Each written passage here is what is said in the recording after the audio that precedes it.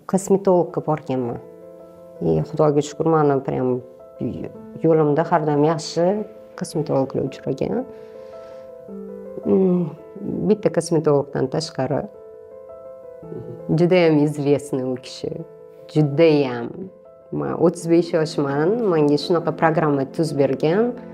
O'zimni bir 70 yoshli ayoldek his qilib borganman. Shlipovka qilish kerak, u qilish kerak, bu qilish kerak, mana bunaqa protsedura qilish kerak. Короче, krolik qilgisi kelganda. Qarang, mana men kosmetologman, men so'rayman, qarayman, baribir kiloidniy образование bormi, so'raladi-da, определенный protsedura qilishdan oldin. Chunki menda kiloidniy образование bor. Kiloid degani shramlarchi tekis bitib ketmaydi, bo'rtib chiqadigan. Menga mumkin bo'lmagan. Представьте, o'sha paytda ishonib qo'yib, keyin Ayjonga aytganman, meni oilam butun tanish bo'lishlarim hammasi meditsinadami? Ayjon, mana shunaqa yozib berdi desa, sizga umuman mumkin emas, esingizda qolsin. Sizda kiloidniy образование bor.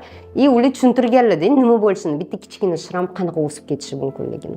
Ko'p protsedura menga mumkin emas. Juda ham ko'p protsedura mumkin emas. Mana yuzimga eng lегкий pilingli mumkin. Например, menga keladi qanaqadir protseduraga qo'liga berib qo'yaman, kir Google'dan o'qigin deyman. Чтобы u bilsin informatsiyani, qanaqa informatsiya, nima bu, официальный, неофициальный preparatlar, назначениялар, nima uchun qilinadi, уверенный bo'lish kerak. U psixologически baribir tayyor bo'lish kerak.